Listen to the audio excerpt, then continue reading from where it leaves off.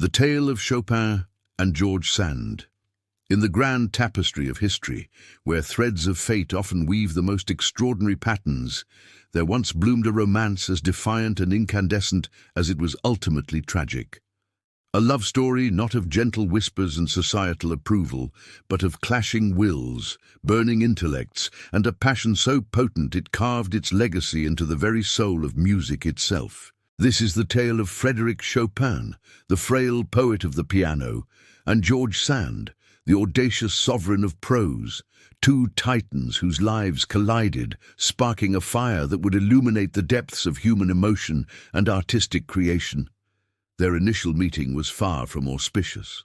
In the glittering salons of Parisian society, where wit was currency and reputation a delicate glass, Frédéric Chopin, ethereal and exquisitely sensitive, encountered Aurore Dupin, or rather George Sand. She, a woman who dared to wear trousers, smoke cigars, and write novels that scandalized the prudish sensibilities of the age, was everything Chopin was not. Bold, uninhibited, a force of nature. He, a delicate bloom from Poland, found her almost repulsive. She, a whirlwind of intellect, saw him as merely a pale, aristocratic boy. Yet beneath that initial disdain, a subtle current began to hum, a recognition of something profound, a magnetic pull between two utterly unique worlds. Slowly, against all expectations, that initial dislike began to dissolve, replaced by a growing fascination, an intellectual spark that ignited a fierce, unconventional passion. Sand, ever the seeker of truth, saw beyond Chopin's fragile exterior to the tempestuous genius within. Chopin, in turn, found himself drawn to her fierce independence, her unwavering spirit, and the sanctuary of her understanding. Their love was a rebellion, a whispered defiance in an era obsessed with decorum, an unspoken pact between two souls who found in each other a solace and an exhilaration that transcended mere societal norms. They dared to love fiercely, openly, and without apology. The winter of 1838 beckoned them to Mallorca, a rugged, sun-drenched island where they sought escape, peace, and perhaps a cure for Chopin's worsening consumption. It was an audacious gamble, a flight from convention into the wild unknown. But paradise proved a harsh mistress. The damp, isolated monastery of Valdemossa, with its ancient stones and windswept solitude, became a crucible for their love. Illness gnawed at Chopin, his delicate constitution ravaged by the elements and the relentless damp, while Sand, ever the pragmatist and protector, fought tirelessly against the primitive conditions, nursing him through fevered nights. It was in this crucible of suffering, under the weight of illness and isolation, that some of Chopin's most profound music was born. The 24 Preludes, Op. 28, flowed from him like a fever dream, each a concentrated jewel of emotion, a fleeting glimpse into the depths of his soul, a testament to the agony and ecstasy of that Mallorcan winter. Sand often spoke of the rain, the storms, the monks' chants, all weaving into the fabric of his compositions. She was his anchor, his nurse, his rock, allowing his fragile genius to find expression even as his body failed him. Their love, forged in the fires of adversity, seemed indestructible.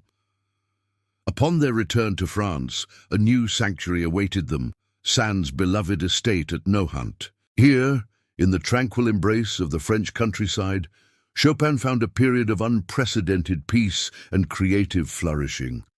The rustic charm of Nohant, the rhythm of country life, and Sand's disciplined presence created an idyllic haven. It was a space where the world's harsh edges softened, where his delicate health seemed to stabilize, and where his genius could unfold without the clamor of Parisian society. He composed some of his greatest works here, including the famous Polonaise in A-flat major, the Barcarolle, and many of his nocturnes and mazurkas, pieces imbued with both the serenity of his surroundings and the enduring passion that fueled his art. Their life at Nohant was one of shared routines and profound connection. Sand wrote tirelessly in her study, her pen scratching across pages late into the night, while Chopin, in his own quiet space, poured his heart into the piano, crafting melodies that spoke of longing, joy, and an exquisite melancholy. They were, for a time, perfectly intertwined. Two brilliant minds, two creative spirits, each nurturing the other. She provided the practical stability, the domestic order, and the unwavering emotional support he so desperately needed. He gifted her with the sublime beauty of his music, a soundtrack to their unconventional existence, a testament to the powerful, if sometimes fraught, bond they shared. Yet even in this seeming paradise, subtle cracks began to appear, tiny fissures that would eventually widen into an irreparable chasm. The intense scrutiny of their relationship, the inherent differences in their temperaments, her fiery independence versus his hypersensitivity, her need for open expression versus his reserved nature, began to fray the delicate threads of their bond. Sand, ever the novelist, observed and analyzed, her artist's gaze dissecting the world around her, including the man she loved. Chopin, ever the artist, felt everything acutely, his soul a canvas upon which every nuance of emotion left an indelible mark. The ultimate betrayal, a wound that festered and ultimately poisoned their love, came with the publication of Sand's novel Lucrezia Floriani. Within its pages, Chopin recognized a thinly veiled, unflattering portrait of himself, cast as a fragile, selfish prince, draining the life force from his devoted lover.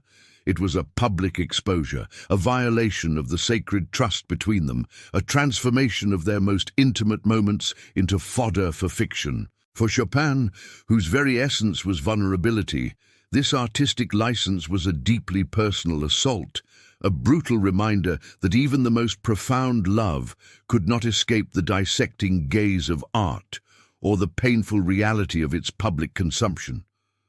From that moment, the delicate balance of their relationship began its irreversible descent. The trust was shattered, replaced by an underlying current of resentment and misunderstanding. Their once vibrant conversations became strained, their shared silences heavy with unspoken accusations. Chopin's health, always precarious, deteriorated further, mirroring the decline of his heart. The sanctuary of Nohant, once a haven of creativity and love, became a gilded cage, filled with the echoes of what was lost. The melancholy that had always been a whisper in his music now became a dominant, aching theme, a sorrow that seemed to pervade his very being. The final severance came in 1847, a painful, drawn-out goodbye that left both scarred. It wasn't a sudden, dramatic rupture, but a slow, agonizing unraveling, a testament to the profound depth of their attachment and the immense difficulty of letting go. The quiet despair of their parting, the unsaid words, the echoes of a love that had once burned so fiercely, left an indelible mark. For Sand, the pragmatic intellectual, the relationship had run its course. For Chopin, the sensitive artist, it was the death of his muse, the shattering of his world, a wound from which he would never truly recover. In the aftermath, George Sand, with a characteristic gesture of finality, burned almost all of their correspondence. Only 4 letters survived the flames, a testament to her desire to erase the past, to control the narrative, or perhaps to simply quell the pain of memory. When Frédéric Chopin finally succumbed to his illness in 1849, his delicate life extinguished, Sand was notably absent from his funeral. The woman who had once nursed him through fevers, inspired his genius, and shared 9 tumultuous years of her life with him, remained apart, leaving him to his final journey alone, surrounded by the echoes of his unforgettable music. Yet, despite the painful ending, despite the ashes of burned letters and the silence of absence, their love, or perhaps the profound experience of their love and its loss, became immortalized. It lives on, not in the dusty annals of letters, but in the timeless melodies of Chopin's music. His nocturnes breathe with the tender longing they once shared. His polonaises resound with the fire of her spirit and the pride of his heritage. His melancholic preludes whisper of the sorrow of separation. His art became the truest record of their intimacy, a repository of joy and heartbreak, a testament to a connection that transcended even its own tragic conclusion. The story of Frédéric Chopin and George Sand reminds us that love, in its most profound forms, is rarely simple or perfect. It's often a tumultuous, beautiful, and sometimes devastating force, capable of inspiring both soaring creativity and agonizing pain. But even in its shattering, it leaves an indelible mark, shaping not just lives, but the very cultural fabric of humanity. Their forbidden love, with all its complexities and contradictions, ultimately gifted the world with an extraordinary legacy of music, a testament to the enduring power of human connection, and how the deepest emotions, both blissful and sorrowful, can be transmuted into eternal beauty. If you've been moved by this timeless tale of love, art, and passion, remember to subscribe for more journeys into the depths of history and human emotion.